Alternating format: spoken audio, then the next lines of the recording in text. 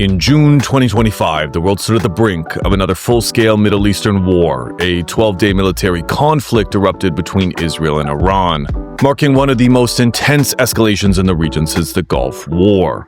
What set this particular clash apart, however, was the surprising figure who emerged as its diplomatic broker, U.S. President Donald J. Trump. As missiles flew, airstrikes hammered nuclear facilities, and global oil prices oscillated wildly, Trump claimed to have orchestrated a ceasefire. But was this truly a path to peace or merely a temporary pause in a long-simmering geopolitical feud?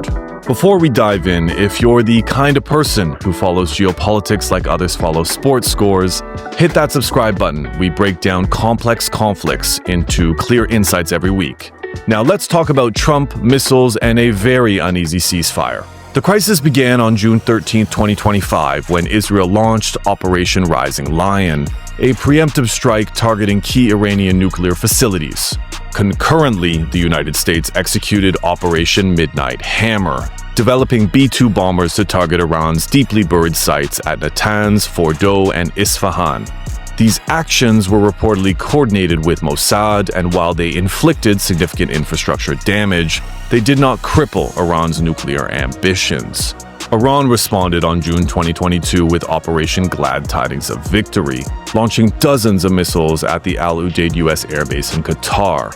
While the attacks caused limited casualties and damage, it was a symbolic counterstrike meant to assert parity. The tit-for-tat violence created an immediate sense of urgency, and fears of regional spillover loomed. Multiple analysts pointed to this moment as the most volatile since the assassination of General Qasem Soleimani in 2020. Into this chaos stepped Donald Trump. His role in brokering the ceasefire was unusual. Rather than conventional diplomatic channels, Trump utilized a mix of personal diplomacy, backchannel negotiations via Qatar, and his unique media megaphone. Trump declared the ceasefire on June 23 via social media, and a televised statement framing it as a complete and total success. According to multiple reports, including from The Guardian, The Australian, and The Wall Street Journal, Trump engaged directly with Israeli Prime Minister Benjamin Netanyahu and Qatari intermediaries to hammer out a deal that would halt hostilities without further escalation. His son-in-law, Jared Kushner, who previously oversaw the Abraham Accords, was also reportedly involved behind the scenes. Trump's declaration of victory was not without controversy. He described the attacks on Iranian nuclear facilities as devastating, while leaked intelligence reports suggested that the impact was moderate and Iran could quickly resume uranium enrichment. Trump's critics in Congress also noted that he bypassed war powers protocols, authorizing strikes without full briefings to legislative bodies. The ceasefire itself was fragile from the outset. Within 24 hours, Israeli aircrafts were reported to have conducted a new reconnaissance mission over Iranian territory, and Iran launched additional missiles tests. Trump responded with sharp rhetoric, accusing both sides of violating the spirit of truce. He reportedly phoned Netanyahu, demanding restraint, and used public platforms to shame the Iranian leadership. If this analysis has you thinking deeper about the fragile chessboard of global diplomacy, don't just watch, join the conversation. Subscribe and turn on notifications so you're the first to know when the next chapter unfolds. The international response to Trump's diplomacy was mixed. NATO Secretary General Jens Stoltenberg, according to Financial Times, privately acknowledged Trump's decisive action, while European leaders remained wary of his unilateralism. In the Gulf, Qatar received praise for mediating the agreement, but Saudi Arabia and the UAE remained skeptical of Iran's commitment to peace. Iran's supreme leader Ayatollah Khamenei dismissed Trump's ceasefire as a sign of American weakness. He declared a symbolic victory and used the pause in fighting to consolidate domestic support and renew anti-American rhetoric. Meanwhile, Iran's parliament passed a resolution suspending cooperation with the International Atomic Energy Agency, further destabilizing the region. According to Al Monitor, internal Iranian documents suggested plans to relocate sensitive nuclear infrastructure deeper underground in case of future attacks. Israel was similarly divided. While Netanyahu publicly supported the ceasefire, many in his defense establishment viewed it as a missed opportunity to further degrade Iran's nuclear capacity. Intelligence analysts noted that despite initial successes, these strikes failed to deliver long-term strategic setbacks to Tehran. Haaretz reported tensions within the IDF over whether to comply with the US-led truce or continue covert sabotage operations. Many analysts argue that the agreement is not a ceasefire in the true sense, but rather a temporary strategic pause. With both sides rearming and maintaining a hostile rhetoric, the truce appears tenuous. Trump's team, however, has framed it as a diplomatic victory and a prelude to renewed nuclear negotiations. Trump's broader strategy seems to mirror his maximum pressure campaign from his presidency. Sanctions have been reimposed, and the White House has signaled that nuclear talks will resume under strict preconditions. His advisors, including Stephen Witkoff and J.D. Vance, have confirmed that a new framework will be proposed based on denuclearization in exchange for economic relief.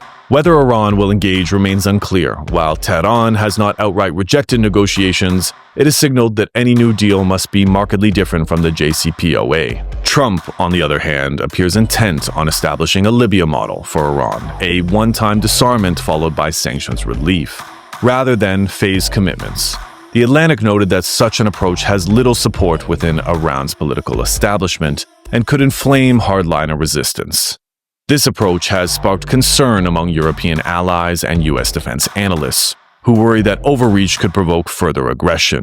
The potential for Iranian proxies in Iraq, Syria, and Lebanon to escalate the response remains high. Hezbollah, in particular, issued a statement warning that any future Israeli aggression would be met with direct retaliation against Tel Aviv and Haifa. Trump's critics argue that his actions were dangerously unilateral, lacked transparency, and risked igniting a broader war.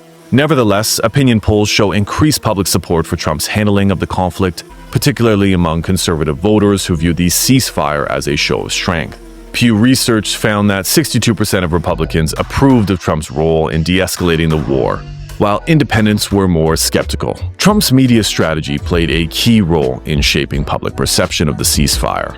Using Truce Social, he posted near-daily updates presenting a narrative of decisive American victory. At the same time, media watchdogs like Media Matters documented instances of exaggerated claims, including footage misrepresented as live battlefield coverage that was actually from 2020 drone strikes. Iranian state media also engaged in its own propaganda campaign, broadcasting images of intact nuclear sites and claiming minimal damage. Satellite image analysis by Bellingcat contradicted these claims, showing evidence of significant but localized structural collapse at Isfahan and partial destruction of Natanz centrifuge halls. The conflict and its resolution had a massive impact on global markets. Oil prices initially surged 15% in the first week of strikes, then fell sharply after the ceasefire was announced.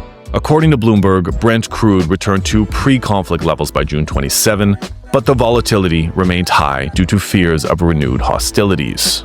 Economists at BlackRock warn that if the ceasefire collapses, markets could experience an extended correction cycle. So was this a true ceasefire or just a calculated pause in a broader power game?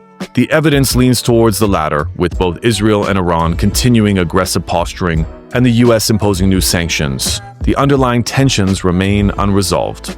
Trump's involvement added a dramatic twist, but whether it leads to a lasting peace or temporary silence before the next explosion remains to be seen. The coming weeks will be crucial. Talks between the US and Iran are expected to begin in Vienna, while the IAEA inspectors await access to Iranian sites.